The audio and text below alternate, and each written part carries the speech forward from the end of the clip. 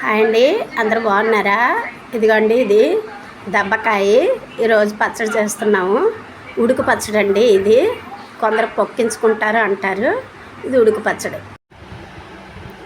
అదండి దబ్బకాయ ముక్కలు ఇవి. దీని తర్వాత మేము ముక్కలు ఉడకబెట్టడం చూపిస్తాను.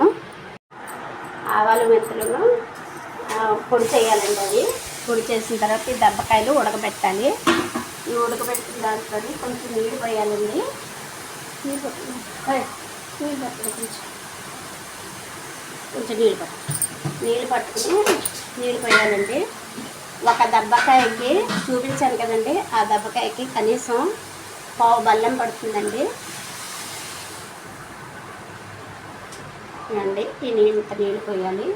ఇవి ఉడికిన తర్వాత ఇవన్నీ పచ్చిమిరకాయలు కూడా ఇందులో వేసాం. వీటిని మూత పెట్టుకుని ఒక 10 నిమిషాలు ఉడికించాలి. బాగా మెత్తగా అవ్వాలండి ముక్క. 10 నిమిషాలు ఉడికించాలి. ఇవ్వండి సగం ఉడికింది. ఈ ఉడికిన దాంట్లోని కొంచెం ఉప్పు వేసుకుని, ఇవ్వండి ఉప్పు వేసుకోవాలండి. ఇవ్వండి కొంచెం ఉప్పు వేసుకుని బాగా కలిగిన తర్వాత ఈ దబ్బకాయ ముక్కలకి కనీసం పావు బెల్లం పడుతుందండి. బెల్లం వేసుకోవాలి. ఇవ్వండి బెల్లం, ఈ బెల్లం పడుతుంది.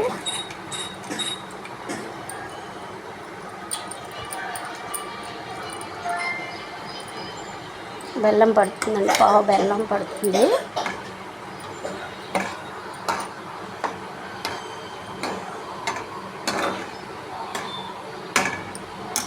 ఉడికిన తర్వాత సగం మళ్ళీ మూత పెట్టేసుకుని బాగా ఇంకొంచెం దగ్గరగా అయ్యే వరకు ఉడకబెట్టుకోవాలండి. దగ్గర పడింది దబ్బకాయ. ఇది కొంచెం దించేసుకుని దీంట్లో పోపు పెడతామండి. మిరపకాయలు పోపు, దీంట్లోకి మిరపకాయలు, ఇంగువ, ఆవాలు, కొంచెం మెంతులు, జీలకర్ర వేసి పోపు పెడతామండి. దీంట్లో నూనె కొంచెం ఎక్కువ పడుతుంది. లాస్ట్ కొంచెం చల్లార్చిన తర్వాత అప్పుడు మనం దీంట్లో వేయాలండి. ఆవాలు మెంతుల పొడి వేయాలండి. ముందుగా వేయకూడదు ఆవాలు మెంతుల పొడి. దీంట్లో పోపు పెడతాము. ఇవ్వండి ఒక 4 స్పూన్లు నూనె ఎక్కువ పడుతుందండి. 4 స్పూన్లు నూనె పడుతుంది.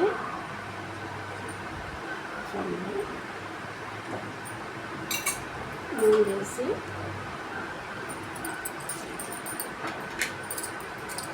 అంతా చూపించు, అంతా చూపించు. ఆవాలు,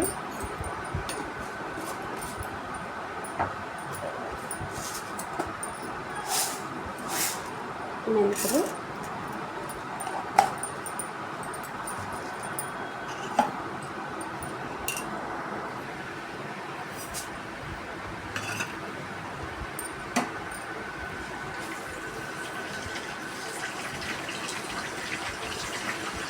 ఆవాలు మెంతులు వేసిన తర్వాత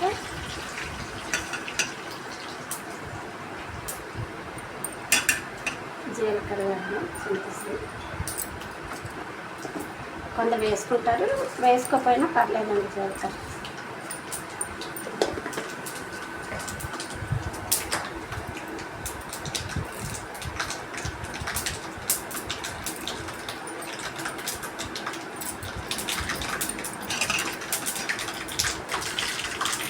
మిరపకాయలు,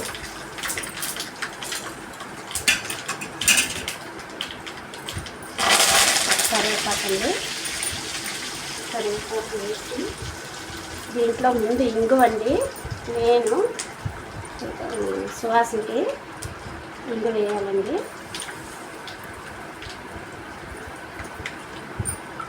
ఇంగువ వేసుకుని స్టవ్ ఆపేసుకుని కారం వేయాలండి.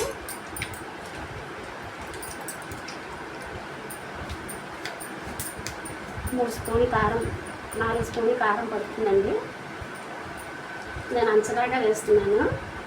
మీరు 4 స్పూన్లు కారం పడుతుంది.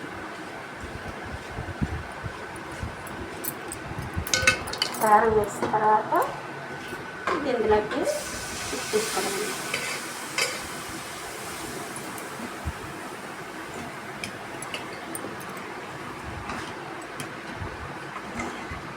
కొంచెం చల్లార్చిన తర్వాత ఈ ఆవాలు మెంతులు పొడి ఉంది కదండి, ఈ పొడిని కొంచెం ఈ ఆవాలు మెంతుల పొడిని కొంచెం చల్లారించిన తర్వాత వేసుకోవాలండి.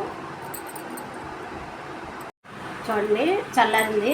మెంతిపొడి ఆవు పొడి మెంతిపొడి కలిపి వేస్తున్నాను. ఆవాలు మెంతుల పొడి,